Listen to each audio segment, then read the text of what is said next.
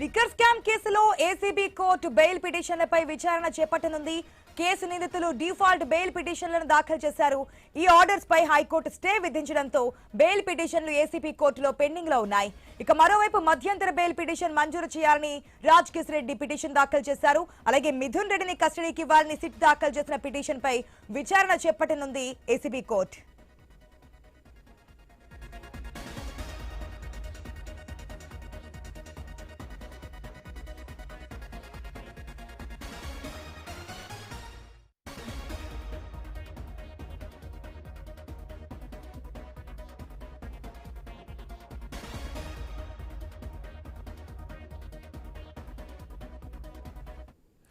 మనం చూస్తున్నాం liquor scam case సంబంధించి ఏపీలో ఎంత సంచలనం సృష్టించింది అనేది. దీనికి సంబంధించి ఇప్పటికే బెయిల్ వచ్చిన వాళ్ళు ఉన్నారు, బయటకు వచ్చి మళ్ళీ జైల్లోకి వెళ్ళిన వారు ఉన్నారు. ఈ రోజు ఈ కేసు సంబంధించి బెయిల్ పిటిషన్ సంబంధించి విచారణ చేపట్టబోతుంది ఏసీబీ కోర్టు. దీనికి సంబంధించి అప్డేట్స్ మా ప్రతినిధి కాంతి ద్వారా తెలుసుకుందాం. కాంతి,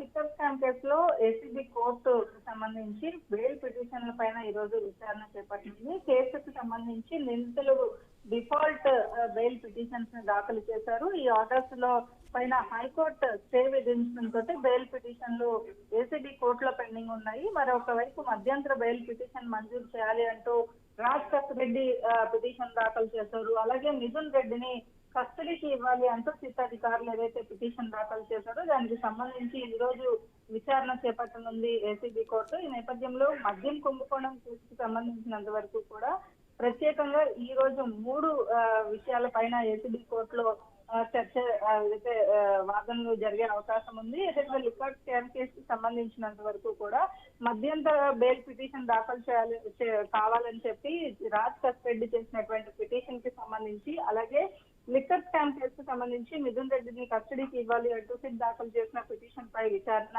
చేపట్టనుంది. అలాగే లిక్కర్ స్కామ్ లో ప్రస్తుతం ఏదైతే మిథున్ రెడ్డి జైల్లో ఉన్నారు, ఆయన సంబంధించి రిమాండ్ ఖైదీగా ఉన్నారు. అయితే మిథున్ రెడ్డి పాత్ర పైన విచారించేందుకు 5 రోజులు కస్టడీ కావాలి అంటూ చాలా వరకు కూడా సమాచారం అంతా మిథున్ రెడ్డి నుంచి వచ్చే అవకాశం ఉంది అంటూ కూడా ఏసీబీ కోర్టు ఏదైతే పిటిషన్ దాఖలు చేసింది. దానికి సంబంధించినటువంటి వాదనలు జరిగిన తర్వాత కోర్టు ఎటువంటి నిర్ణయం తీసుకుంటుంది అని ఏదైతే వేచి చూడాల్సిన పరిస్థితి. అయితే ఏసీబీ కోర్టుకి సంబంధించినంత వరకు కూడా ఎవరికైతే 3 నిందితులకి బెయిల్ ఆర్డర్స్ ఇచ్చిందో దానికి సంబంధించి స్టే విధించింది హైకోర్టు. ఈ నేపథ్యంలో దానికి సంబంధించి కూడా ఏసీబీ కోర్టు డిఫాల్ట్ బెయిల్ మంజూరు చేయడం పైన సిట్ అభ్యంతరం తెలిపింది. ఈ నేపథ్యంలో సిట్ తరఫున హైకోర్టులో ఈ రోజు వాదనలు వినిపించుకున్నారు సిద్ధార్థ లూథ్రా. లిక్కర్ స్కామ్ కేసులో ఏసీబీ ఇచ్చినటువంటి బెయిల్ ఆర్డర్స్ ఏవైతే ఉన్నాయో వాటి అన్నిటిపైన కూడా హైకోర్టు ఏదైతే స్టే విధించిందో దానికి సంబంధించినటువంటి వాదనలు ఈ రోజు జరిగే అవకాశం ఉంది.